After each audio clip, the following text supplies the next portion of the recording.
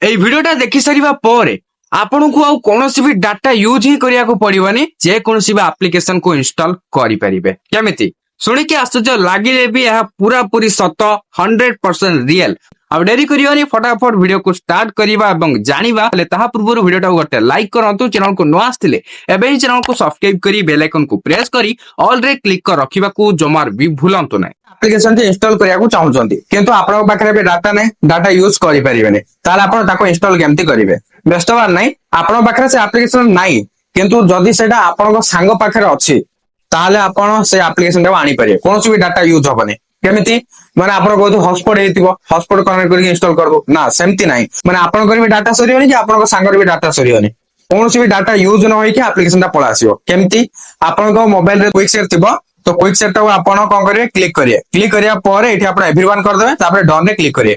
Quick set on କରିବା ପାଇଁ ଆପଣଙ୍କୁ ୱାଇଫାଇ ଅନ୍ କରିବାକୁ ପଡିବ, ବ୍ଲୁଟୁଥ ଅନ୍ କରିବାକୁ ପଡିବ, ଆଉ ଲୋକେସନ ବି ଅନ୍ କରିବାକୁ ପଡିବ। ସେଟା ଆପଣଙ୍କ ମୋବାଇଲରେ ବି ଅନ୍ କରିବେ ଏବଂ ଆପଣଙ୍କ ସାଙ୍ଗର ମୋବାଇଲରେ ବି ଅନ୍ କରିବେ। ତାପରେ ଆପଣଙ୍କ ସାଙ୍ଗର ମୋବାଇଲକୁ ଯାଆନ୍ତୁ। ଗଲା ପରେ ଯୋଉ ଆପ୍ଲିକେସନ ଟା ଆପଣଙ୍କ ମୋବାଇଲକୁ ଆଣିବାକୁ ଚାହୁଁଛନ୍ତି ସେ ଆପ୍ଲିକେସନ ଫାଷ୍ଟ ଲଙ୍ଗ ପ୍ରେସ କରିକି ଧରନ୍ତୁ। ଧରିବା ପରେ ଏଠି ଆସିଯିବ ସେୟାର ଅପସନ, ସେୟାର ରେ କ୍ଲିକ କରିବେ। ତାପରେ ଏଠି ଆସିଯିବ କ୍ୱିକ ସେଟ୍, ଆପଣ ଏଠି ଚେକ୍ କରିଦେବେ କ୍ୱିକ ସେଟ୍ ଥିବ, କ୍ୱିକ ସେଟ୍ ରେ କ୍ଲିକ କରିଦେବେ। କ୍ଲିକ କରିବା ପରେ ଏଠି ଲେଖିବ ଲୁକିଂ ଫର ନିୟର ବାଇ ଡିଭାଇସେସ୍। ତ ଏବେ କଣ କରିବେ, ଆପଣଙ୍କ ମୋବାଇଲ ରେ କ୍ୱିକ ସେଟ୍ ଟାକୁ ଏଭ୍ରିୱାନ କରିଥିବେ। ମୁଁ ଆପଣଙ୍କୁ କହିଥିଲି ନା ଏଭ୍ରିୱାନ କରିବାକୁ, ଏଭ୍ରିୱାନ କରିଥିବେ। ତ ଏଠି ଆପଣ କିଛି ସମୟ ୱେଟ୍ କରିବେ। ଆପଣଙ୍କ ସାଙ୍ଗର ମୋବାଇଲରେ ଆପଣଙ୍କର ଡିଭାଇସ ନେମ ଟା ଲେଖା ହେଇକି ଆସିଯିବ।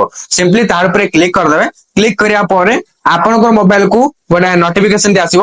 ସେଠି ଆପଣଙ୍କୁ ଆକ୍ସେପ୍ଟ ଆଉ ଡିସଲାଇନ ଆସିଥିବ, ତ ଆପଣ ଆକ୍ସେପ୍ଟ କରିବେ। ଓକେ, ଆକ୍ସେପ୍ଟ କରିବା ପରେ ଆପଣଙ୍କ ସେଣ୍ଡିଂ ଷ୍ଟାର୍ଟ ହେଇଯିବ।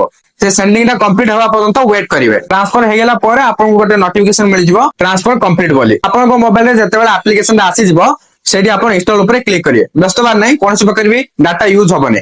ଆଇ ହୋପ କି ଏବେ ଆପଣ ଜାଣିପାରିଥିବେ କେମିତି ଆପଣ ଯେକୌଣସି ବି ଆପ୍ଲିକେସନ କୁ କୌଣସି ବି ଡାଟାକୁ ୟୁଜ ନ କରିକି କେମିତି ଇନଷ୍ଟଲ କରିପାରିବେ। ନିହାତି ଭିଡିଓଟି ହେଲ୍ପଫୁଲ ହେଇଥିବ, ତେବେ ଲାଇକ୍ କରିଦେବେ, ସେୟାର ବି କରିଦେବେ, ଆଉ ଚ୍ୟାନେଲକୁ ସବସ୍କ୍ରାଇବ କରିବାକୁ ଜମାର ବି ଭୁଲିବେନି। Bye bye, take care.